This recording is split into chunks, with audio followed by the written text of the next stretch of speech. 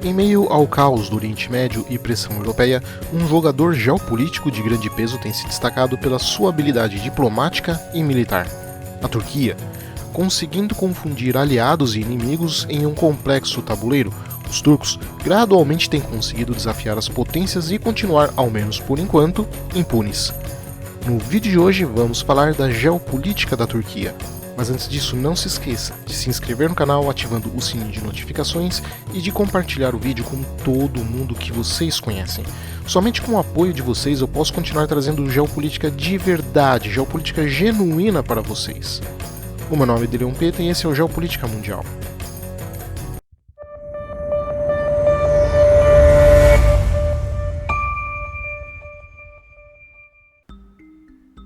A Turquia é um país que fica na borda da Ásia e da Europa, tendo o Mar Mediterrâneo ao sul, Mar Egeu ao oeste e Mar Negro ao norte, tendo ainda o Cáucaso a leste. A maioria do território turco é ocupado pelo platô da Anatólia,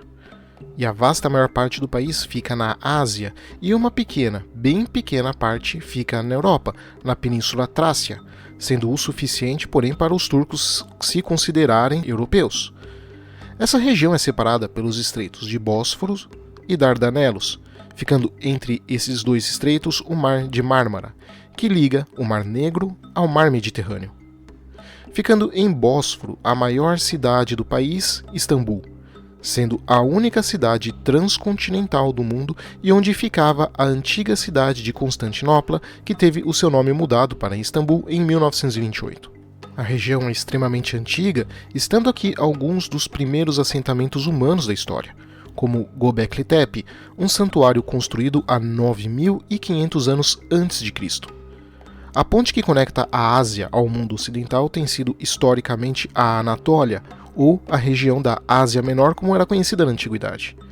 A Turquia é uma das partes cruciais tanto do Cinturão Selvagem de Mackinder quanto da Rhineland de Spiegelman, dois geopolíticos já mencionados aqui no canal. Esse contexto faz com que o país, devido à sua posição geográfica, seja um dos mais influentes nos destinos da humanidade. A Turquia é também a economia agrícola mais rica do Oriente Médio, bem como possui os níveis mais altos de industrialização e desenvolvimento tecnológico, fato rivalizado apenas com o Irã. Por ser um ator político coeso em meio a três regiões tão instáveis, a dos Balcãs a noroeste, Cáucaso a leste e Oriente Médio ao sul, as lideranças turcas sempre tentaram usar essa fragmentação para vantagem própria. Hoje, a influência da Turquia nos Balcãs, na Síria e Mesopotâmia é praticamente econômica e se dá em grande escala, mesmo com os países dos Balcãs se aproximando da União Europeia. E um outro ponto importante para os turcos se dá no fato de que as nascentes dos rios Tigre e Eufrates ficam em seu território, uma vantagem geográfica enorme que lhes dá a capacidade de interromper o fornecimento de água para a Síria, Iraque e outros países da região. E os turcos têm usado essa vantagem como arma, com projetos no sudeste da Anatólia que controlam o fluxo de águas que vão em direção ao Oriente Médio, sendo isto planejado desde a década de 1970. A partir daqui, veríamos os primeiros confrontos entre duas nações que, para os parâmetros da época, poderiam ser descritas como potências. Os hititas, baseados nos planaltos da Anatólia, contra o Império Egípcio, em 1274 a.C., pelo controle da região do Levante. Daqui também o poderoso Império Persa, ou Aquemênida, tentou conquistar a Europa, onde foi barrado pelos gregos a partir de 500 a.C., tal como foi a partir daqui também, ironicamente, que Alexandre o Grande se lançou para estabelecer o Império Macedônico em 335 a.C., que chegaria até o norte indiano. A região nos séculos seguintes passaria a ser fragmentada e disputada pelas forças da época, como as cidades-estado gregas e o Reino da Armênia. Porém, a região só viria a ter importância de fato novamente no auge do Império Romano, quando ele aproveitaria da sua posição estratégica do Estreito de Bósforo para criar a sua segunda capital, a capital do Império Romano do Oriente, Constantinopla. Uma cidade que iria definir o futuro da Ásia e da Europa pelos próximos milhares de anos. Ao longo da Alta Idade Média, o Império Bizantino, após o colapso do Império Romano, utilizaria a região como plataforma operacional para sua poderosa frota naval dominar o Mar Mediterrâneo e o comércio regional marítimo, enquanto os califados islâmicos iriam dominar a parte terrestre da Ásia e norte da África e os reinos cristãos a parte da Europa. Mesmo com a fúria do poderoso Império Mongol, as lideranças bizantinas conseguiram manter relativamente a sua estabilidade. Mas a chegada mongol, porém, no longo prazo, iria mudar o cenário regional que estava estabelecido por milhares e milhares de anos. A chegada dos povos turcos do interior da Ásia iria desfigurar as características raciais e culturais da região, criando uma pressão sobre Bizâncio que finalmente iria colapsar em 1453, abrindo espaço então para a fundação da superpotência da época, o Império Turco-Otomano, que, dado o fato de que a maior parte de sua experiência era terrestre, faria com que as forças turcas não iriam conseguir tirar vantagem da posição da Anatólia e impor uma marinha que dominasse o Mediterrâneo como seus antepassados fizeram, focando assim na consolidação de um império terrestre, que sem rivais no Oriente Médio e Norte da África, dominaria os califados islâmicos com grande facilidade. A expansão otomana seria uma espécie de bomba sobre os califados islâmicos, só não pior do que a do Império Mongol séculos antes. Pois, apesar da Turquia ser sinônimo de ponte terrestre da Anatólia, mas sua população e poder industrial sempre estarem concentrados no oeste, próximo aos Balcãs e relativamente distante do Oriente Médio, a sua geografia montanhosa e acidentada da Anatólia dificultou a criação de alianças tribais que poderiam desafiar o controle otomano nas regiões mais próximas do Cáucaso e do Oriente Médio.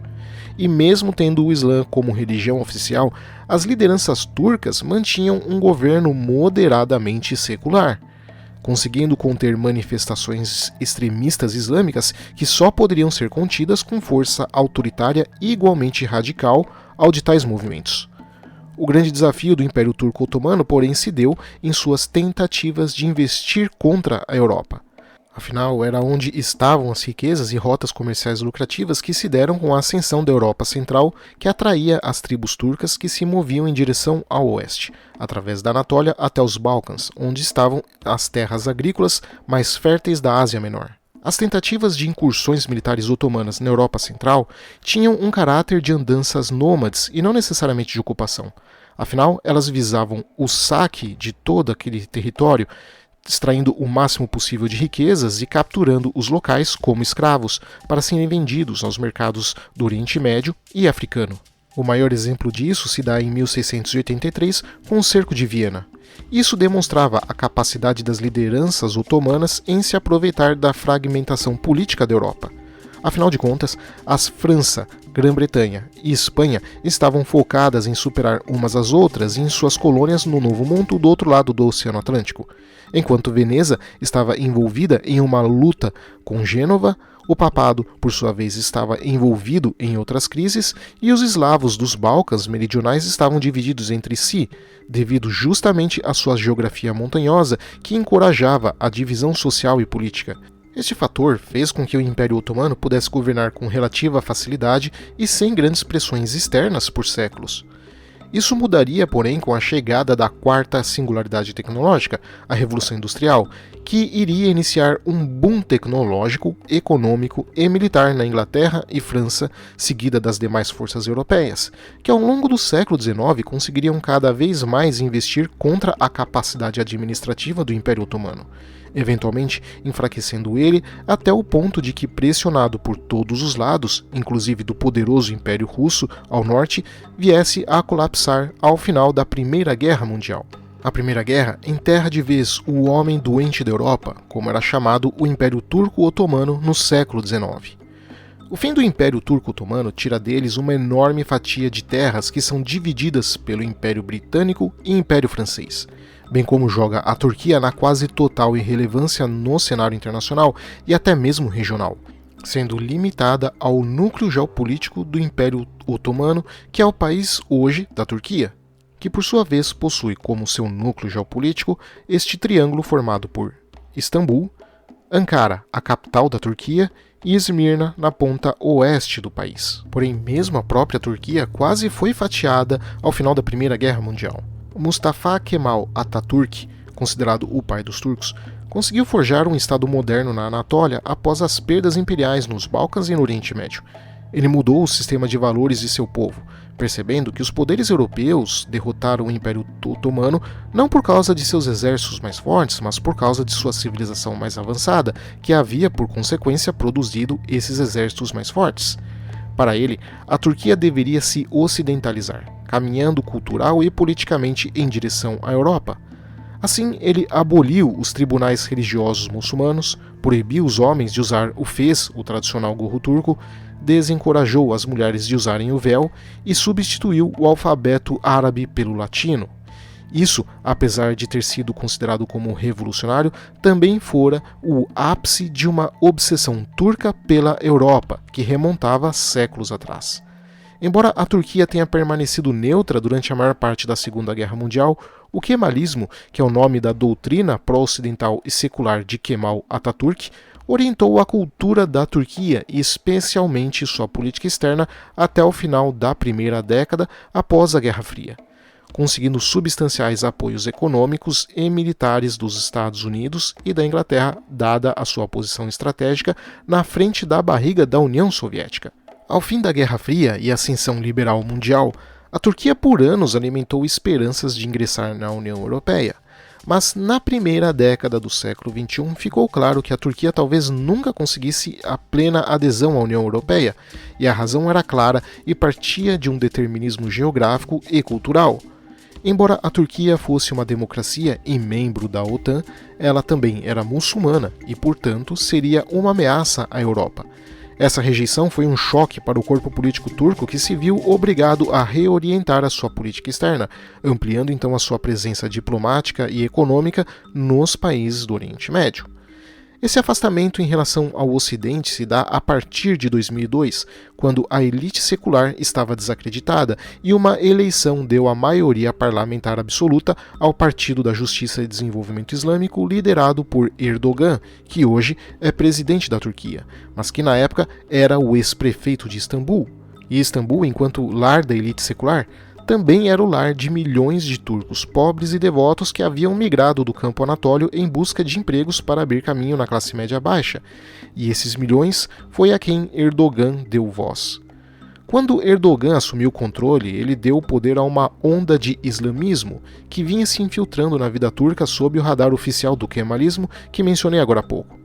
Esse Islã turco revivido competiu extremamente bem com as ideologias seculares, como o fascismo e o marxismo, e com isso um nacionalismo ligado ao Islã se estabeleceu, e o kemalismo secular pró-ocidente gradualmente perdeu espaço político. O resultado desastroso da invasão do Iraque pelos Estados Unidos, que acabou jogando o país numa guerra civil enorme, e seguida do fiasco da Primavera Árabe que inundou a Turquia de refugiados que queriam chegar na Europa, coincidiu aproximadamente com a realização de que a Turquia não seria nunca admitida na União Europeia.